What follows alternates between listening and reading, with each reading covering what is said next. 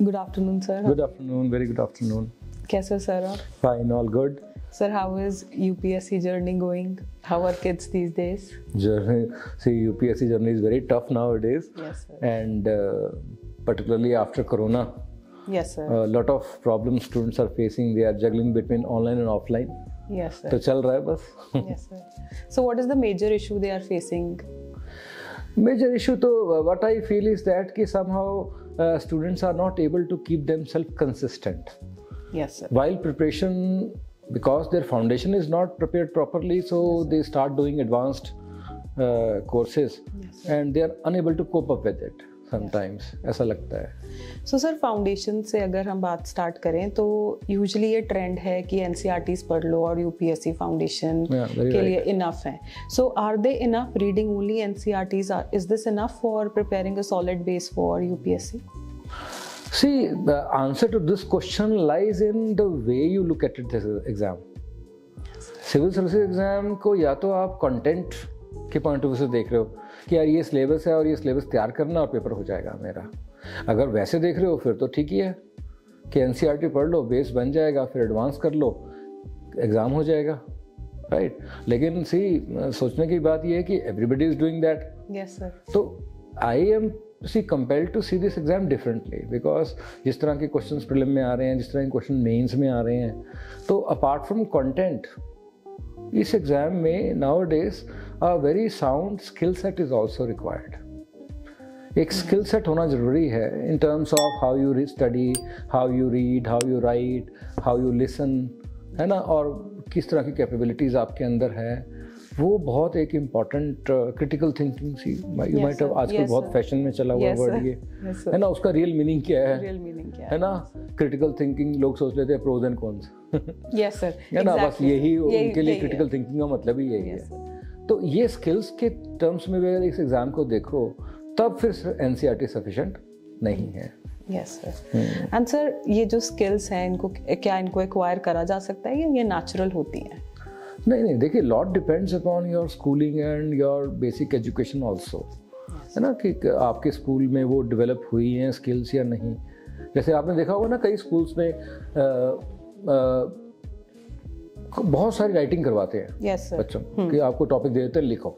Right sir. अब एक बहुत अच्छा एक मीडियम है जिससे बच्चे की आंसर राइटिंग स्किल डेवलप होती है, but not in every school this is happening. तो डेफिनेटली एक बेस तो आपके एजुकेशन सिस्टम से आता है, बट अगर नहीं है तो तैयारी तो फिर भी करनी है. तो वी हैव टू एक्वायर दो स्किल्स, है ना. क्या चीज़ एक्वायर नहीं हो सकती आप बताओ आज में? ये भी बात है ना, कुछ भी एक्वायर कर सकते हो, बात तो पता ही नहीं होता कि हाँ ये हमें एक्वायर करना है या नहीं करना. तो सर, जैसे आंसर राइटिंग की बात है, राइटिंग स्किल्स हैं, तो ये यूजुअली प्रीलिम्स के बाद ये बज़वर्ड बन जाता है और स्टूडेंट्स भागते हैं इधर उधर. So do you think this is necessary कि ये पहले स्किल्स जो हैं एक्वायर करी जाएं फिर प्रिपरेशन को स्टार्ट करें? अरे मैनाज, आप आंसर राइटिंग की तो बात की बात है. सबसे पहले तो बच्चा नोट्स बनाएगा ना. Yes sir. क्या नोट्स लिखने आते हैं? Yes sir.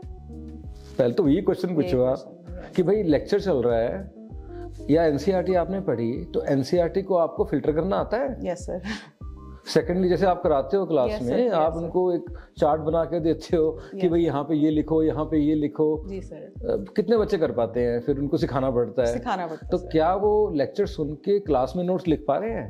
Yes sir. क्या घर जाके नोट्स को सेंट्रलाइज या एनरिच कर पा रहे हैं? आंसर राइटिंग तो चाहिए. तो इट्स अ प्रोसेस. पहले तो स्टेप ये है लिखने का.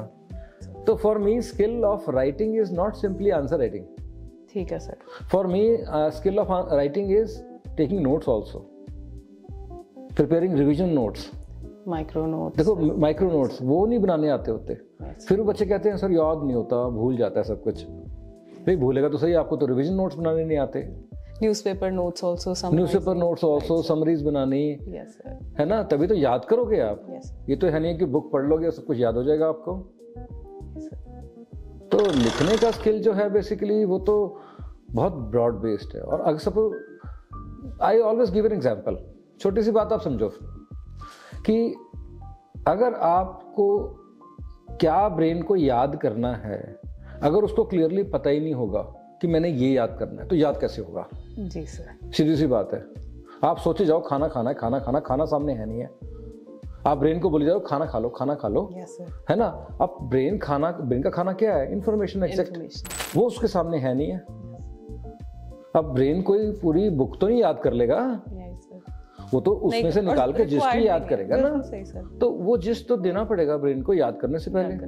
तो अगर आप जिस्ट उस ब्रेन को दे दोगे, उसको याद हो जाएगा। डाइजेस्ट भी करनी है इन्फॉर्मेशन को।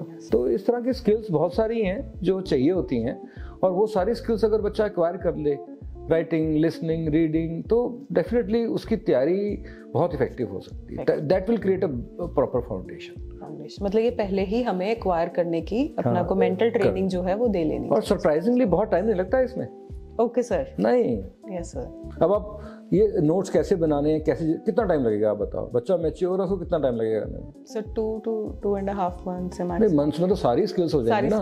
मैं कहता हूँ 1 हफ्ते में सीख जाएगा। 1 हफ्ते में सीख जाएगा कि ऐसे नोट्स बनाने हैं। हाँ, answer writing skill will take time, but लेकिन जो प्राइमरी राइटिंग है जिससे बिगिनिंग स्टार्ट होनी है, वो तो हफ्ता मैक्सिमम।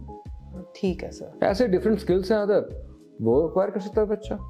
तो ये स्किल से हम काफी लिवरेज मिलता है एक स्टूडेंट को जब वो यूपीएससी की तैयारी करता है। तैयारी कर पाएगा ढंग से, उसको लगेगा एक्चुअल में हाँ मैं तैयारी कर रहा हूँ। अदरवाइज कई बच्चे तो 3 साल वैसे ही खुशफहमी में निकाल देते हैं कि तैयारी कर रहे हैं, है ना। आई होप सर जो ये सुनेंगे उनको काफी यहाँ से इंफॉर्मेशन और इंसाइट मिलेंगी। हाँ चलो, मतलब ये है कि कुछ अगर बेनिफिट हो जाए तो विल बी फॉर्चुनेट कि हाँ बच्चों को कुछ बेनिफिट हुआ हमारी बात से। बट ये स्ट्रेट बात है, देखिए सीधी बात है ये, क्योंकि अगर आप नहीं अपनी फाउंडेशन बनाओगे तो आपको दिक्कत आनी है। डेफिनेटली सीधी बात है ये। इसमें आपको अच्छी लगे बुरी लगे, आप रोक के करो, हंस के करो, जैसे करो, अगर फाउंडेशन नहीं आपकी होगी तो मंजिल तक नहीं पहुंच पाओगे आप। ठीक है सर, है ना। कोई कहे एनसीईआरटी पढ़ लो, उसके बाद ये क्लासेस लगा लो, आप आईएएस बन जाओगे। भाई हमारे को 25 साल हो गए, हमने तो ऐसे बनते देखे नहीं सर। आजकल यही ट्रेंड चल रहा है क्योंकि बच्चों को हम बता नहीं रहे हैं। मेंटरशिप की हाँ, टीचर्स जो है कहीं ना कहीं आप समझ लीजिए टीचर्स ही बहुत सारे हो गए, सर, है ना। एक और कोई स्टैंडर्ड प्रैक्टिस है नहीं है अब, है ना। तो इसलिए एक प्रॉब्लम तो है ही है। बट बहुत बेसिक बात है ये कि आप अगर तैयारी स्टार्ट करने से पहले अपनी फाउंडेशन बनाएं तो बेटर तैयारी कर पाओगे। इसमें क्या बड़ी बात है। So see you then, अब मेरी क्लास है, ठीक है, I will take a class, then we'll meet again. Thank you so much, sir. Thank you, bye.